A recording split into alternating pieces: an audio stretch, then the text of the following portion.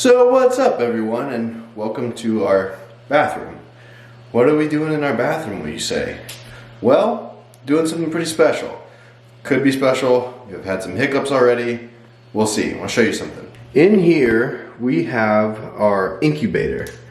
This is what's it called? A Farm Innovators incubator. I picked it up from Tractor Supply a couple days ago. And what's in there right now, I'm not very hopeful for. You see, before this crazy storm hit, we ordered some Khaki Campbell duck eggs off of eBay. I messaged the seller saying, hey, can you hold off a week? You know, the storm's gonna hit. Obviously didn't see it because he sent the eggs. They ended up getting delayed, and they actually came frozen and a lot of them cracked. Let me show you what I'm talking about. Now the guy, he did it really good. Like he had them all wrapped up in bubble wrap, and there's shredded paper in here and everything. But you can see, let me show you. This is one of the bad ones here, or not so bad ones. The egg cracked here.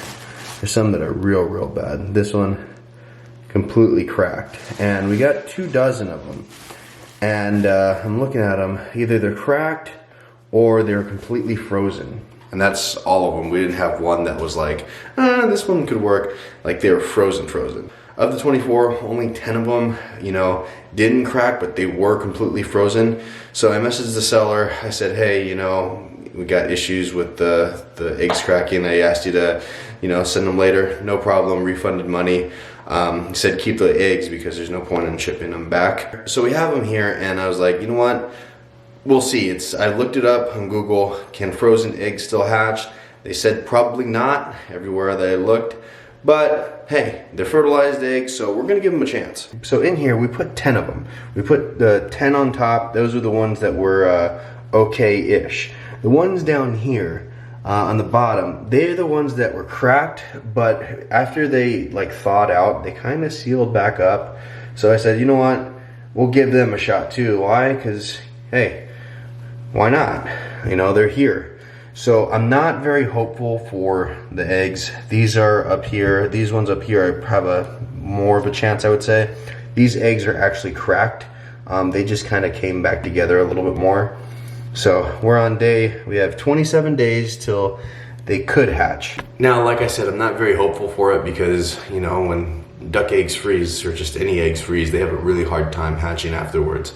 So they're here, we're gonna give them a shot. Basically the way it works is that we have this little guy right here. It's a candler, just a flashlight really. And I have my big O-light one that, you know, lights up the world. So I'm gonna go after a week and kind of candle them. And if there's a big dark spot, that means that they're fertilized, that they're growing. If there's not, then they're gonna be tossed because they're just not doing it. Kind of sad, but it is what it is. But that also leads to another point. We are getting ducks. We are getting ducks and possibly a couple geese to guard them, because, you know, geese will chase anything away. You know, can they handle a coyote? But we're gonna have them in a net, so they should be able to do a job. We're going with the Khaki Campbell ducks. After all the research that I've done, they are like the most prolific duck laying, you know, duck egg laying duck that there is. They can lay up to like 330 eggs a year, which is pretty nuts. So what we're gonna do is, because everybody and their mother around here has chickens, and you can see, oh, chicken eggs for sale, chicken eggs for sale, there's chicken eggs everywhere. Nobody really has duck eggs. Then I was like, okay, well, we can be a little niche. You know, people looking for duck eggs will either come to us or maybe 1 or 2 other people in, you know, the surrounding area that has ducks and that can lay them on a consistent basis. Cool. Mainly, I want them to go behind the cows and act like the chickens would in Joel Salatin's system. They'll go eat the fly larva behind the cows. That way, you know, that way the cows don't have tons of flies all over them in the summer and springtime. You know, it helps reduce, you know, just fly pressure, and that's always good. Why? Because you wouldn't want flies all over you. We don't want flies all over the cows. Now, by moving them every day like we do, we move them farther and farther away. So the ducks, when they eventually come, because if these don't hatch, I don't really have high hopes for it. If they don't hatch, I'm just gonna reorder from the same guy. I told him that already, no problem. When it gets a little bit warmer and we can have more standard, consistent weather. So we'll probably see what these are doing in a week. I'm gonna order some anyways, and then go from there. Now, if these do make it, I gotta tell you something. These right here are gonna be called the Mighty Ducks. Why? they can handle the snowpocalypse, Snowvid 21, whatever you want to call it. They can still hatch. You know what? I think they have a good shot at it. So this is our first time trying to hatch any kind of egg. Don't know how it's going. Didn't know that you can even order hatching eggs on eBay. I thought you just had to ask somebody for whatever. But I wanted this specific Khaki Campbell breed. Now, we might do other breeds in the future. We'll see. You know, I always like to mix up genetics of different things, but we're gonna go with it for a little bit, see how the Khaki Campbells do. Hopefully we can get a couple of these eggs to hatch. That'd be nice. You know, like I said, no high hopes at all, but there's a chance. The way you do it, you come here, set the temperature. You need them at 99.5. Humidity might be a little bit high right now, but that's not a big deal. And it takes 28 days, because we put them in here yesterday, to hatch.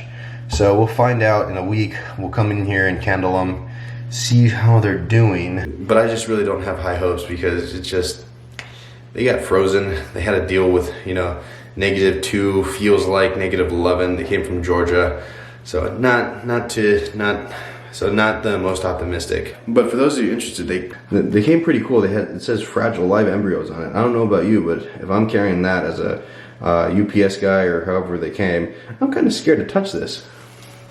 And these here, I'm gonna probably toss them to see look like they're sticking, because some of the yolk in there is, you know, it's kind of leaking out.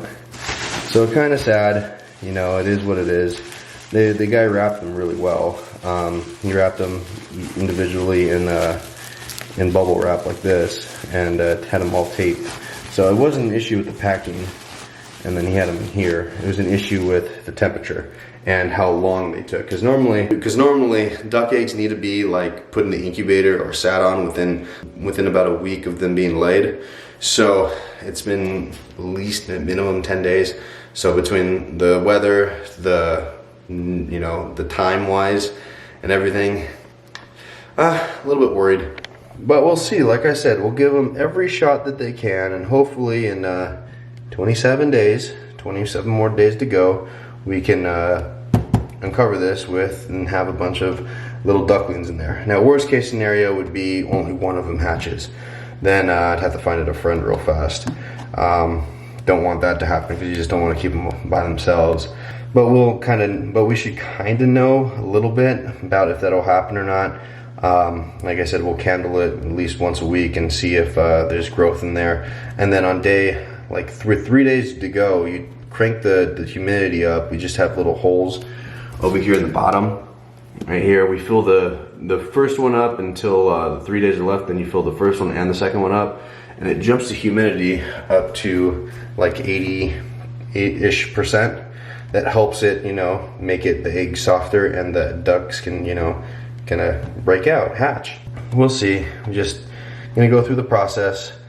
Wish us luck. That'd be cool. If this doesn't work, or even if it does work, we're gonna go put another order in, and we'll be hatching out some ducks and maybe some geese as well. We'll see. We might be able to just get those locally or have some shipped to us. But the thing is with the geese is that you can't find them anywhere. They went pretty quickly through all the hatcheries. I mean, I thought, oh yeah, we'll order them in like February-ish, because, you know, be ahead of everybody else.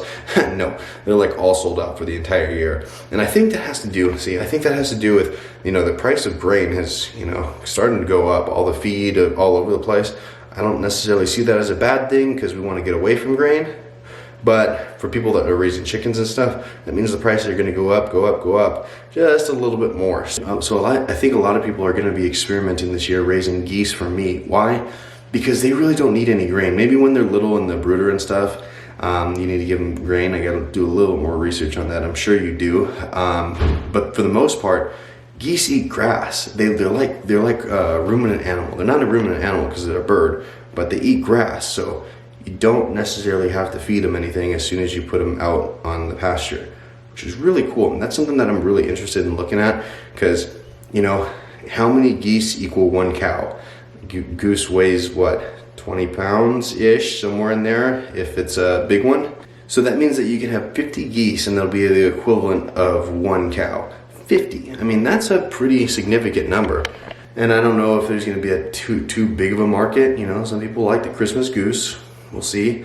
just something that we got to explore. At least I'm going to explore. I think it's a lot more sustainable than chickens, and probably it takes a lot longer to raise them, but it's also a lot cheaper to raise them, if that makes sense. So if you want to sacrifice your time as far as raising them longer to, you know, input cost.